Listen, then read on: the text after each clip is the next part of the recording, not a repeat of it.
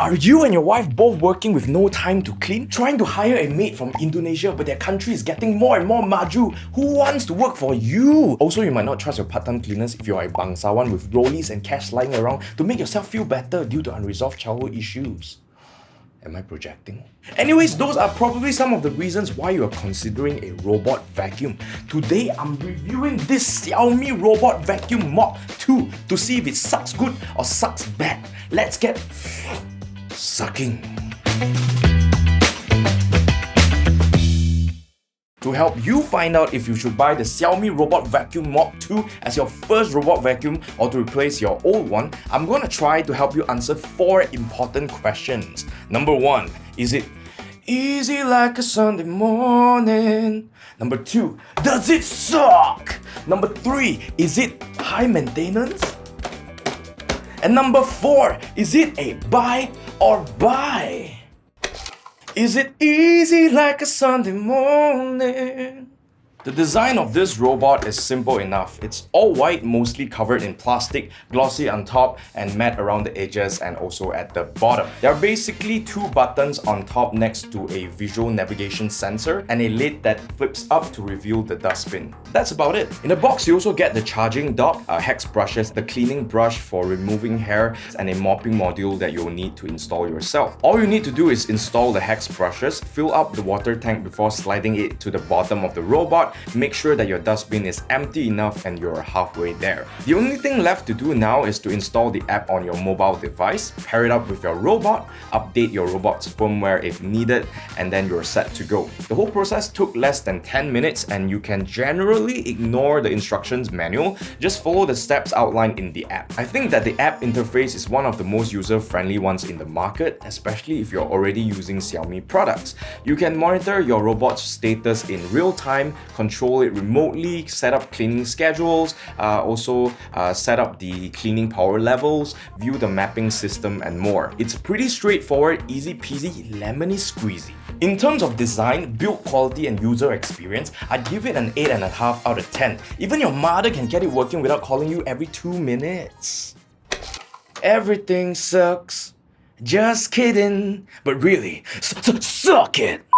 With 2,700 pascals of suction, a 550ml dustbin, a 250ml water tank, and 110 minutes of runtime on a single charge, Xiaomi states that this vacuum can clean a 150 meters square or about 1,600 square feet home in just one pass. Naturally, I had to put it to the test. I'm gonna rate this robot's functionality in 3 main categories. Number 1, it's vacuuming. Number 2, mopping. Number 3, smartness and general noise levels. In terms of suction power, this robot does a great job. Under normal circumstances, it picks up about 90+% of visible dust particles in a single pass with no issues. Also, the hex side brushes that are included do a decent enough job at getting into tighter corners that it normally can't reach. One thing to note is that the robot does recognize different surfaces and adjust its suction accordingly. For instance, when it got onto my rug, it kicked things up a notch, so it's pretty smart to be honest.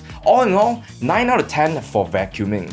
Next, let's talk about mopping. Apparently, the water tank is 50 milliliters larger than the older model, which is an upgrade for sure, but the issue I've always found to be a bottleneck for robot mops is the actual surface area of the cleaning fabric and also the actual motion of the mop. While it won't beat something with a vibrating or oscillating mopping module, the pressurized mop does an okay job to keep the surfaces clean. You can even adjust how much water you want it to be releasing when it's mopping, which is great. However, I definitely wouldn't recommend letting your children play on the floor without some manual mopping at least once a week, especially considering that you're not supposed to add cleaning detergent into the water tank. So 7 out of 10 for mopping. Finally, smartness and general noise levels. The robot does a decent enough job mapping out the layout of your space, but it has a little trouble recognizing objects without first bumping into them. So even though it's pretty quiet when vacuuming, there's still quite a bit of knocking sound that freaked Buffy out, so I give it a 7.5 out of 10 for smartness and noise levels. Here are the specifications to this Xiaomi Robot Vacuum Mop 2 in case you're interested to have a read. In case we're living in the material world, and I am a material. When it comes to maintenance, this robot is actually quite easy. I found that I only needed to empty the dustbin maybe once a week in our studio that is around 1500 square feet. For the water tank, I recommend switching out the water every couple of days to prevent the water from getting stale, and that's about it. The only hassle would be something that is rather common with robot vacuums. Especially if you live with someone with long hair that sheds so much, you wonder how come they are not bald. I'm of course talking about bulu. It can be bulu kucing, bulu anjing, bulu girlfriend, and even bulu editor. You'll need to manually remove tangled up bulu from the wheels, hex brushes, and the main brush. Fortunately, the main brush is detachable, which makes things quite a bit easier, so I give the Robot Vacuum Mop 2 an 8.5 out of 10 in this regard. Easier to maintain than your girlfriend, just need to pick up the bulu lah. Normal lah. Suck this I'm out, ooh ooh. The Xiaomi Robot Mop 2 is priced at 1,099 ringgit. Considering that it sucks well, mops okay, maps good, connects with an app with a lot of features, all that with good battery life, I would give the Robot Vacuum Mop 2 an 8.5 out of 10 in terms of value for money. To recap, here are the pros, and cons of the Xiaomi Robot Vacuum Mop 2.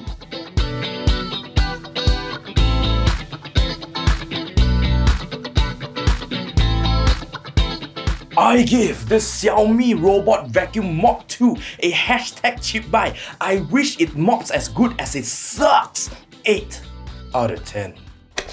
All things considered, I think that this Xiaomi is a solid choice for your first robot vacuum, especially if you live in a home smaller than 1600 square feet. So if you're interested to pick up one of these, feel free to check out the links in the description. If you thought this video is awesome, don't forget to like and share. Subscribe to our YouTube channel, do not miss out on more content like this. Also, don't forget to hit that notification bell, ding ding, and follow us on Facebook and Instagram, as well as TikTok these days to see more shenanigans from the Mop House crew.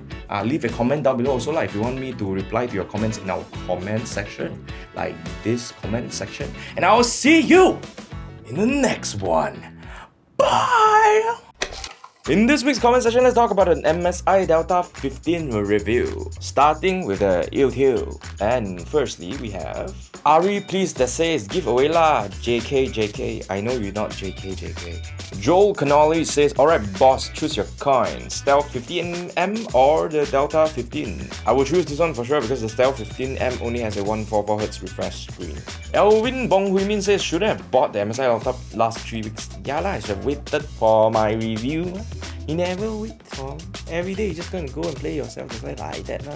Now I'll give you some face, okay? So Anwar Azari says that this Delta 15 versus GL15, which is better? Very much depends on the specs. Hamizi Shah also mentioned about the hinge. He said if the hinge got reinforced, he will just get it because he thinks the MSI hinge are sometimes easily loose and break after 1 year. In my opinion, yeah, I think the hinge is my only tiny concern when it comes to the build quality because the rest of it is pretty good. It's not flexing in weird places as well, so that's great.